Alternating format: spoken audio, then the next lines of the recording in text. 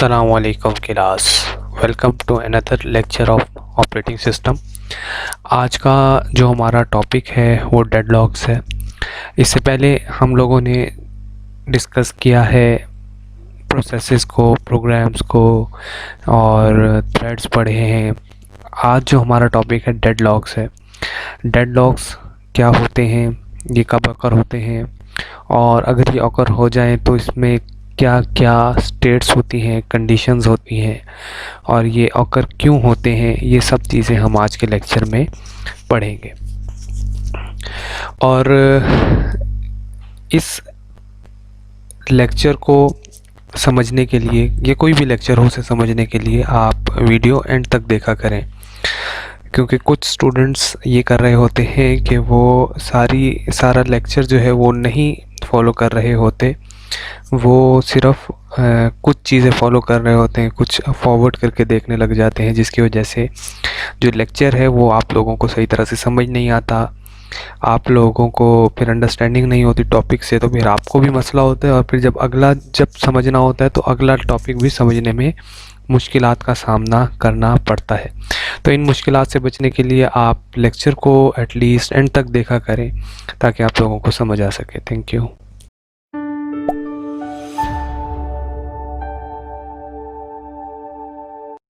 तो क्लास, जैसे मैंने आपको पहले बताया कि हमने किस तरह से या हमने कौन सा टॉपिक पढ़ना है, डेडलॉक। तो डेडलॉक क्या चीज़ होती है? डेडलॉक डेफिनेशन बताने से पहले मैं आपको कुछ रियल वर्ल्ड एग्जांपल्स बताता हूँ। डेडलॉक हम कहते हैं कि कभी आप मार्केट में जाएं या कभी आप रोड्स पे निकलें, आपने देखा होगा हमारे बड़े सिटीज़ जो हैं लाहौर, कराची, इसके अंदर हमें एक बहुत ज़्यादा मसला होता है ट्रैफिक का। ट्रैफिक ब्लॉक रहती है, हम बाज़ारों में जाते हैं, रास्ता ब्लॉक रहता है। ये रास्ता ब्लॉक क्यों होता है? अगर हम इसे और इजी होके बात करें और आसान लफ्ज़ों में बात करें तो ये हम कह सकते हैं कि जिस रास्ते पे हमने जाना होता है उस रास्ते पे कोई और खड़ा हुआ होता है और वो हमें वहाँ जाने नहीं दे रहा होता। या हम बात करें कि अगर हम रोड के ऊपर आए तो क्या होता है कि बहुत सारी गाड़ियाँ खड़ी हुई होती हैं, रोड को उन्होंने कवर किया हुआ होता है लेकिन हमें जगह नहीं दे रही होती, क्योंकि उनका अपना काम, उन्होंने भी वहीं जाना होता है और हमने भी वहीं जाना होता है। तो हम डेडलॉक की अगर बात करें तो डेडलॉक क्या होता है? डेडलॉक इज़ समथिंग, यह कह लें कि deadlock is a set of blocked process, यानी ब्लॉक्ड हुए हुए process, each holding a resource and waiting to acquire a resource held by another process in the set. यानी कि रियल वर्ल्ड में हमारी ट्रैफिक जो थी उसने रोड को, यानी कि उसने रिसोर्स को ऑक्यूपाई किया हुआ था और वो हमें जगह नहीं दे रही थी। लेकिन कंप्यूटर के अंदर या ऑपरेटिंग सिस्टम के अंदर हम किसे कहेंगे डेडलॉक? के ऐसी जगह, ऐसा रिसोर्स या ऐसा प्रोसेस जो कि खुद तो उसने रिसोर्सेज लिए हुए हैं और ख़ुद रन भी हो रहा है, लेकिन उसे दूसरे कुछ ऐसे रिसोर्सेज की ज़रूरत है जो किसी और ने ऑक्यूपाई किए हुए हैं।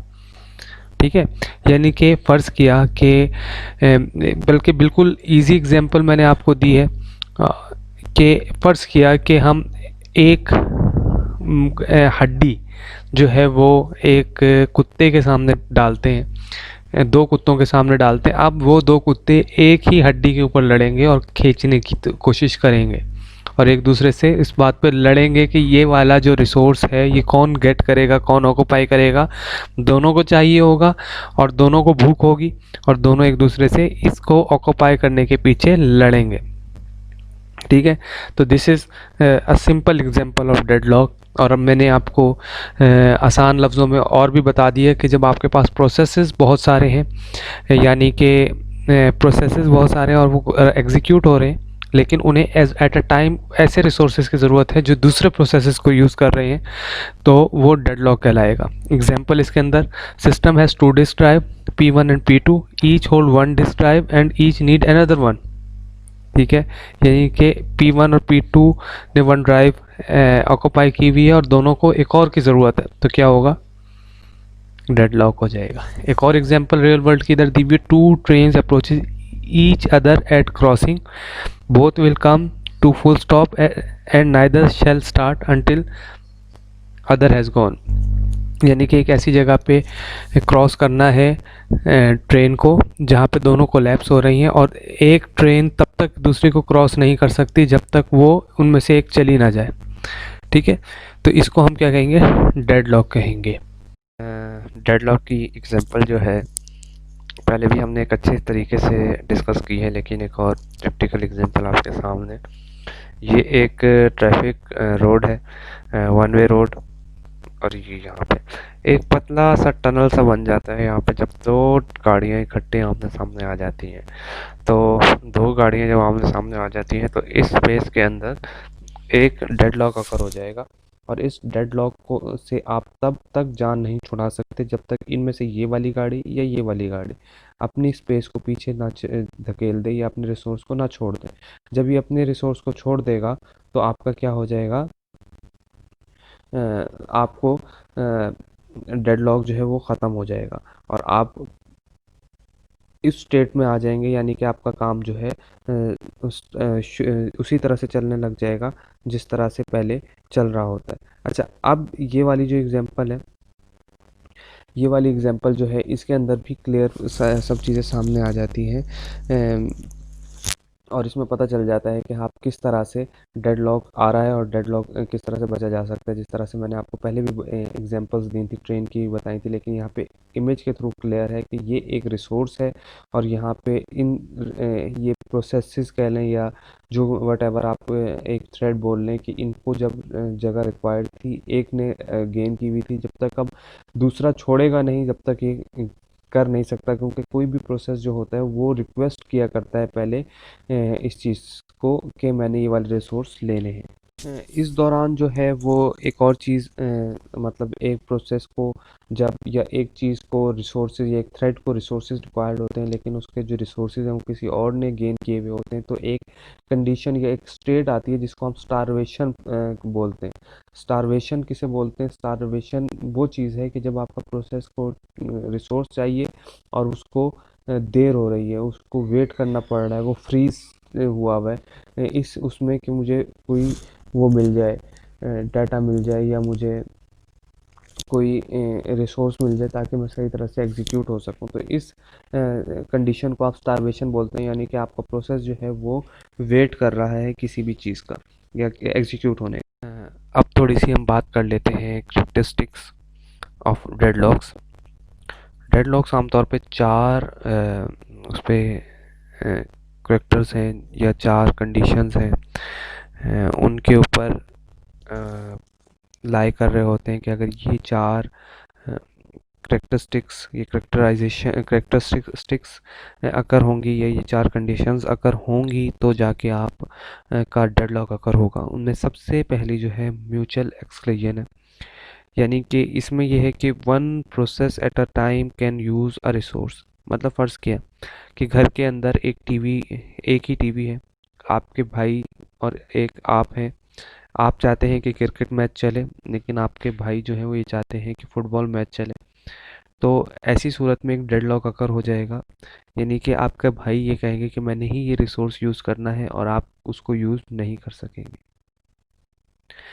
ठीक है। और दूसरा, hold and wait. A process holding at least one resource is waiting to acquire additional resource held by another process. अब क्या होता है, अब एक और चीज़ है। आप फर्ज किया कि आपके पास टीवी है, ठीक है, टीवी पे मैच चल रहा है और दूसरा भाई जो है वो फुटबॉल देखना चाह रहा है, लेकिन अब मसला ये है कि रिमोट जो है ना वो दूसरे के हाथ में। अब क्या होगा कि दूसरा वाला जो है आप जो है वो इस वेट में होंगे कि मेरे पास एक रिसोर्स तो है ही है, लेकिन जो दूसरा रिसोर्स है ना उसको खींचना है। जब वो ले लेंगे, जब तक वो नहीं आएगा आप इस स्टारवेशन के उसमें रहेंगे कि भाई के पास वो है, वो रिमोट है, वो की रिसोर्स है और वो किसी भी वक्त इसको यूज़ कर सकता है। तो ये होल्ड एंड वेट की है। A resource, sorry, no preemption mode है। A resource can be released only voluntarily by the process holding it after that process has completed its task। मतलब फ़र्ज़ किया कि एक रिसोर्स आपको चाहिए आप बैठे हुए थे, मैच देख रहे थे, और मैच देखते देखते आपने खुद ही छोड़ दिया यार कि बस छोड़ो भाई देख लेगा, खुद ही वॉलंटरीली आपने ये काम छोड़ दिया, और अब आप मैच नहीं देखना चाह रहे, तो आपने क्या किया, अपने भाई के हक में दस्तबरदार हो गए। इसी तरह से प्रोसेस जो है वो फर्ज किया कि काम कर रहा है और करते करते खामोश हो जाता है, या अपना टास्क कंप्लीट कर लेता है। टास्क कंप्लीट करने के बाद जो उसके रिसोर्सेज हैं वो ऑटोमेटिकली दूसरा गेन गेन कर लेगा। तो इस चीज़ को क्या कहेंगे, नो प्रियम्पशन मोड या नो प्रियम्पशन करेक्टर। और circular wait, there exist a set, मतलब एक सेट है P0 P1 और Pn तक। तो अ, वो वेट कर रहे हैं, P0 जो है वो वेट कर रहा है कि जो रिसोर्स P1 के पास है उसको गेन करूं, ठीक है। और P1 is waiting for a resource that is held by P2। मतलब सब जो हैं वो एक दूसरे के वेट में। फर्ज किया कि आपने यूनिवर्सिटी आना है, आपने यूनिवर्सिटी आना है और एक बस पे एक या एक घर की गाड़ी पे आना है। तो जब उस घर की गाड़ी पे आना है तो लाइन लगी हुई होती है सबकी तैयार होने पे। अब क्या होगा कि आप एक एक तैयार हो गया और वो दूसरे के वेट में बैठा है कि दूसरा तैयार हो। अब दूसरा तैयार हो गया तो तीसरा उसके इंतज़ार में बैठा है कि ये तैयार होगा तो मैं तैयार होऊंगा। तो ये तब तक चलता रहेगा, ये सर्कुलर वेट के उसमें चलता रहेगा कि एक के इंतज़ार में दूसरा, दूसरे के इंतज़ार में तीसरा, और अप टू सो ऑन। तो इस चीज़ को हम बोलते हैं सॉरी, इस चीज़ को हम बोलते हैं सर्कुलर वेट। और रिसोर्स एलोकेशन ग्राफ जो है ये हम देखेंगे अभी। Deadlock can be describe in term of direct graph अभी आपके सामने शो करते हैं, उसमें आपको पता चल जाएगा किस तरह से डेडलॉक रिक्वेस्ट कर रहा है। उसके उसके लिए आपको कुछ डायग्राम्स हैं। प्रोसेस जो है वो सर्कल के उसमें है, और रिसोर्स रेक्टेंगल है, और उसके अंदर चार रेक्टेंगल और यानी कि उसके चार इंस्टेंस हैं। इसी तरह से सर्कल और ये बना हुआ है जब रेक्टेंगल इकट्ठा है इस तरह से, तो इसका मतलब ये है कि P1 जो है वो आर जे को के रिसोर्स इंस्टेंस लेना चाह रहा है, और Pi is holding an instance of R J. यहाँ पे आपके सामने ग्राफ आ गया। इसको कह लें कि R1 का एक इंस्टेंस है, R3 रिसोर्स 3 है, प्रोसेस 1 2 3। प्रोसेस 1 जो है वो गेन करने की कोशिश कर रहा है। अच्छा, इसमें क्या है, ये आपके सामने प्रोसेस 1 के रिसोर्सेज, प्रोसेस 1 जो है वो गेन करने की कोशिश कर रहा है R1 रिसोर्स 1 के रिसोर्सेज को, मतलब इंस्टेंस को। और ये R1 के जो रिसोर्स है वो इस वक्त P2 ने एलोकेट किए हुए हैं। कोई भी प्रोसेस होता है वो एक वक्त में दो प्रोसेस को एलोकेट कर सकता है, गेन कर सकता है, तो बिल्कुल उसी तरह से यहाँ से भी इसने किए हुए हैं। यानी कि R2 रिसोर्स को भी यहाँ से गेन किया हुआ है, और यहाँ से R2 के इंस्टेंस को भी गेन किया हुआ है, और R1 के भी, और ये रिक्वायर कर रहा है R3 का। तो जब तक इनके पास होल्ड रहेगा तो ये क्या है, डेडलॉक अकर रहेगा इसमें। यहाँ पे भी इसी तरह से आपके सामने डिटेल के साथ बताया हुआ है। यानी कि पी है वही, लेकिन इस पिछली वाली डायग्राम में जो था वो P3 जो था, P3 इसमें R2 के कोई रिसोर्स को गेन नहीं करना चाह रहा था, लेकिन इसमें यहाँ पे वो भी एलोकेट करने की कोशिश कर रहा है। इसके अंदर कोई डेडलॉक नहीं है। क्यों क्यों नहीं है? क्योंकि P1 ने एक रिसोर्स गेन किया हुआ है, और वो अब ये लेना चाह रहा है, ठीक है। और ये वाले रिसोर्स ये वाला रिसोर्स P3 यूज़ कर रहा है, और ये P2 और P3 यूज़ कर रहा है, और इसके बाद ये P3 के पास आ रहा है, और ये वाला इंस्टेंस जो है ये P4 के पास, मतलब अलग अलग इंस्टेंस को यूज़ कर रहे हैं। यानी कि इसने P1 ने रिक्वेस्ट की है रिसोर्स 1 से कि मैंने आपके रिसोर्सेज यूज़ कर रहे हैं, लेकिन इंस्टेंस को नहीं बोला। इसने ये वाला इंस्टेंस यूज़ कर रहा है और P2 के पास है, और ये P3 को रिसोर्स का इंस्टेंस यूज़ कर रहा है, और ये P3 के पास। यहाँ पे भी है कि नो डेडलॉक P4 में release it's instance of resource R2। जो P3 है वो अपने P4 है सॉरी, में release it's instance of resource R2, मतलब अपने रिलीज इंस्टेंस को रिलीज कर देगा R2 के लिए, और then it can be allocated to P3, और फिर ये वाला जो है ये P3 को एलोकेट हो जाएगा, ये वाला। ठीक है, ये वाला रिलीज़ हो जाएगा, ये वाला रिलीज़ हो जाएगा। जब ये गेन कर लेगा, फर्स्ट किया कि इस पे काम कर रहा है, और जब इसको रिलीज़ कर देगा तो P1 के पास आ जाएगा। P1 ने रिक्वेस्ट की हुई है इस वाले रिसोर्स की, P2 जो है वो एक प्रोसेस इस वाले रिसोर्स को रिलीज़ कर देगा, और ये इसमें से कोई कोई भी इंस्टेंस इसको गेन हो जाएगा। तो इस तरह से ये वाला काम होगा। इसमें हमने डेडलॉक का बेसिक इंट्रोडक्शन पढ़ा और कैसे ऑक्यूपाई करते हैं। आगे वाले लेक्चर के अंदर हम डेडलॉक के बारे में मज़ीद पढ़ेंगे। Thank you.